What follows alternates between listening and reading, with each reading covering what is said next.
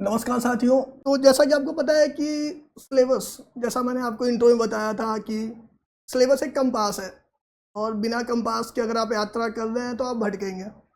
आपको अपने यात्रा का दिशा, उस पे आने वाले मोड़, मंजिल पता होना चाहिए, तभी आप आसानी से पहुंच सकते हैं। तो इसी हिसाब से मैं एक इंट्रो क्लास लेके आया हूँ आपके लिए, जिसमें हम देखेंगे कि कौन से टॉपिक्स ज़्यादा इंपॉर्टेंट हैं, किन पे ज़्यादा फोकस करना है, किन्हें कम पढ़ना है या किन्हें छोड़ के जाना है। जैसा कि आपको पता है कि एक स्ट्रेटजिक लर्नर होना बहुत ज़रूरी है। हमें क्या पढ़ना है, कितना पढ़ना है, ये हमें पता होना चाहिए। ओवरऑल चीज़ों को लेके चलेंगे तो हो सकता है परेशानियाँ आएँ। जिन चीज़ों पे आपको ज़्यादा ध्यान देना चाहिए था, उस पे आपने उतना ध्यान नहीं दिया, आपने फालतू के टॉपिक्स पे ज़्यादा टाइम दे दिया, आपका समय बर्बाद हुआ। तो ये गलतियाँ नहीं करनी है हमें। हमें स्ट्रेटजिक होके करना है, क्योंकि हमें यहाँ विद्वान बनने आए नहीं है। हमें एक नया संविधान नहीं लिखना है, हमें यूपीपीसीएस का प्री पास करना है और उसी हिसाब से चीज़ों को देखेंगे। आपके दिमाग में चल रहा होगा कि पॉलिटी होता क्या है, व्हाट इज पॉलिटी, और क्यों होता है, ज़रूरी क्यों है। तो अगर सरल शब्दों में कहा जाए तो किसी देश को चलाने के लिए जो नियम बनते हैं, जो संस्थाएं बनती है, उनकी जो कार्य प्रणाली होती है, जिस पे कोई एक सिस्टम काम करता है, ना केवल देश, कोई भी सिस्टम, उसकी जो नियम होते हैं, उसकी जो कार्य प्रणाली होती है, जिस पे वो काम करती है, उसे ही सरल शब्दों में राज व्यवस्था कहते हैं। अब आपके दिमाग में आ रहा होगा कि ज़रूरी क्यों है, हम क्यों पढ़ें। बिल्कुल कोई भी पूछेगा कि पॉलिटी क्यों पढ़ें, क्यों हम इतना टाइम दें, तो उसके लिए भी हम लाए हैं कि हमें क्यों पढ़ना है। तो स्टार्ट करते हैं अपनी क्लास का, और पहले देखते हैं कि यूपीपीसीएस ने किन टॉपिक से कितने क्वेश्चंस पूछे हैं और क्या आसार है, हम यहाँ से कितने क्वेश्चंस ले आ सकते हैं। मैंने आपको इंट्रो में बताया था कि पॉलिटी एक लो हैंगिंग फ्रूट है, जिसमें आप बहुत कम पढ़ के बहुत अच्छे नंबर ला सकते हैं। तो चलिए देखते हैं थोड़ा। पहले डिस्ट्रीब्यूशन देख लेते हैं हम टॉपिक्स की। तो ये रही आपकी पीवाई की प्रियोरिटी लिस्ट, जिससे हम शुरू करेंगे। पहला टॉपिक है fundamental rights, DPSP and fundamental duties. अब इसमें क्या पढ़ना है, क्या नहीं पढ़ना है, क्या है, ये तो हम जब स्पेसिफिक इस टॉपिक इन टॉपिक्स में जाएंगे तभी बताएंगे। अभी बस हमारी इंट्रोडक्शन क्लास है, तो हम बस एक ओवरव्यू देते हुए चलेंगे आपको कि हमें किसे कैसे पढ़ना है, कितना पढ़ना है और कितना नहीं पढ़ना है। तो जैसा कि आप देख सकते हैं कि हर साल 2 से 3 क्वेश्चन तो यहाँ से हैं, जबकि कोई बड़ी टॉपिक नहीं है। आप इजीली इसे 1.5 घंटे 2 घंटे में कवर कर सकते हैं। तो 2-3 हैं, तो मैं इसको 5 स्टार देना चाहूँगा कि ये ऐसे टॉपिक्स हैं जिन पे आपको सबसे ज़्यादा फोकस करना है। दूसरा, पार्लियामेंट एंड स्टेट लेजिस्लेचर। देखने में छोटा लग रहा होगा, लेकिन इतना छोटा है नहीं। मैं आपको बताऊं, जब आप स्टार्ट करेंगे, आप पार्लियामेंट पढ़ेंगे, स्टेट लेजिस्लेचर पढ़ेंगे, तो बहुत सारी चीज़ें निकल के आएगी। ये जो टॉपिक है, ये आपके कॉन्फिडेंस बिल्डिंग में सबसे महत्वपूर्ण भूमिका निभाने वाली है। आप चीज़ों को समझ पाएंगे कि एक सरकार काम कैसे करती है, एक व्यवस्था कैसे चलती है। इससे भी हमेशा यूपीपीसी से 2 से 3 क्वेश्चंस पूछे हैं, तो अभी हमारे 5 स्टार टॉपिक्स में ही होगा। क्रोनोलॉजी हम बाद में बताएंगे कि हम कौन से टॉपिक पहले पढ़ने वाले हैं, कौन से बाद में। फिर आती है president, governor, PM and CM. कह सकते हैं कि one of the most respected post in India. ये जो 4 आप देख रहे हैं, इनसे भी हमेशा 2 से 3 क्वेश्चंस रहे हैं, और आई थिंक काफ़ी इजी टॉपिक्स हैं, बहुत आसानी से इनको कर लेंगे। 5 स्टार ये भी रहेंगे। फिर आती है ज्यूडिशियरी, न्याय व्यवस्था कैसे काम करती है। देखिए, राज्य का मेन काम ही है न्याय को लागू करना। एक ग्रेट फिलोसफर थे चाणक्य, जानते ही होंगे आपको, आप लोग कौटिल्य बोलते हैं। उन्होंने मत्स्य न्याय की थ्योरी दी थी, जिसमें उनका कहना था कि अगर कोई राज्य ना हो, कोई संस्था ना हो, तो जो बड़ी मछलियाँ होती हैं वो छोटी मछलियों को खा जाती है।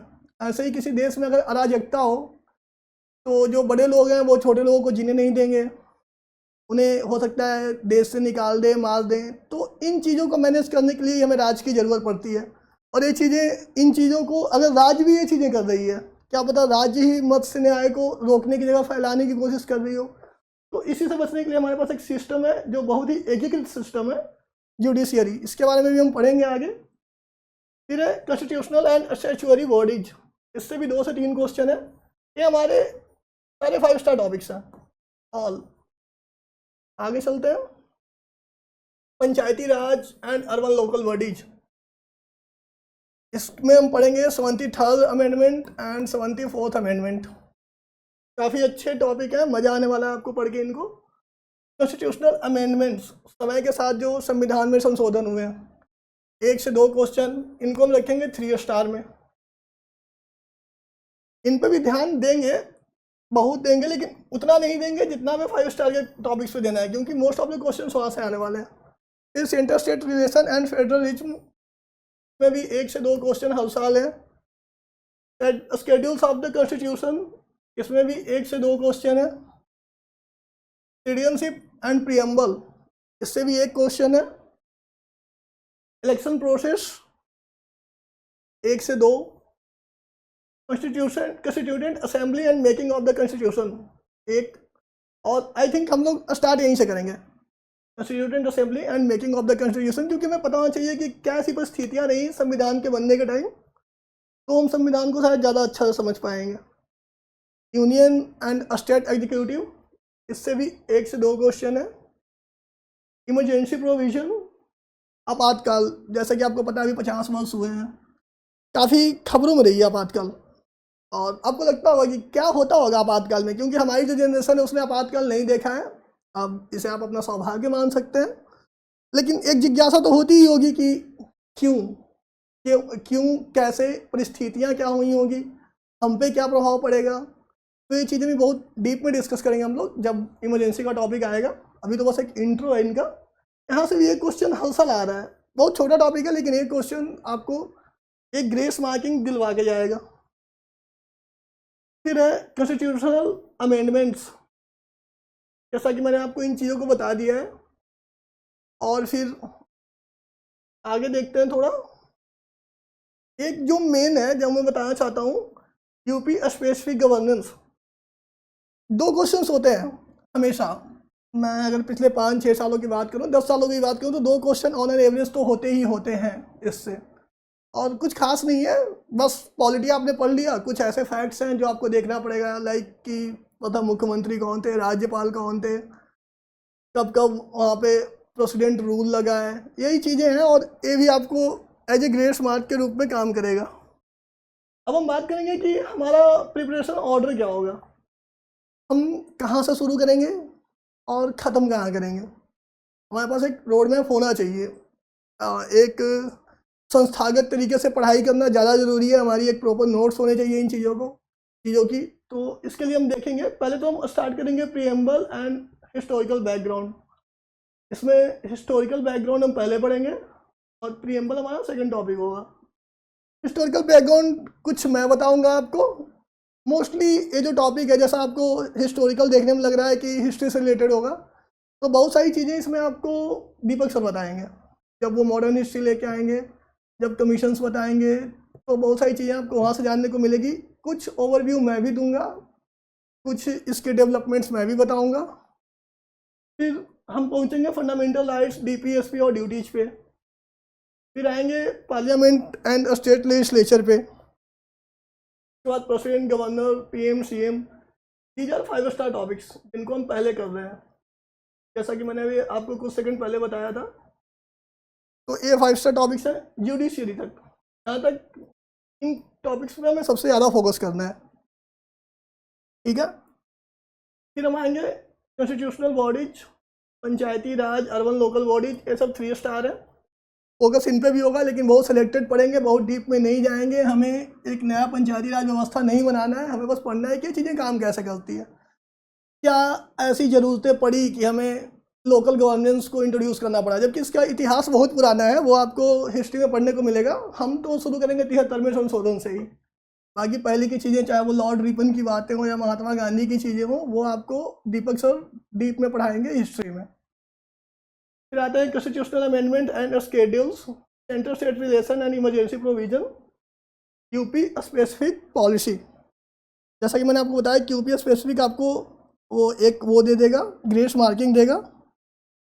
देखिए, अगर मैं बताना चाहूँ तो राज्य व्यवस्था कोई ऐसा टॉपिक नहीं है जिसे आप रट सकते हैं। इसमें कोई ऐसे डेट्स नहीं हैं जिसे आप रट सकते हैं, ऐसी कोई चीज़ें नहीं है जिनको आपने रट्टा लगाया और सेम टू सेम क्वेश्चंस आ गए और आप करके आ गए।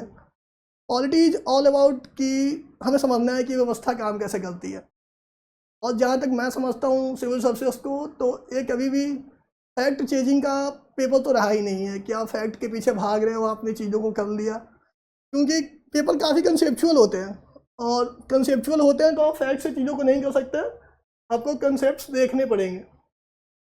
यही थी इंट्रो, बाकी हम अगली क्लास में शुरू करेंगे मेकिंग ऑफ द कॉन्स्टिट्यूशन, उद्देश्य प्रस्ताव, संविधान निर्माण की दशाएं क्या क्या थी, तो आप थोड़ा पढ़ के आना, थोड़ा देख के आना, उसके हिसाब से हम करेंगे।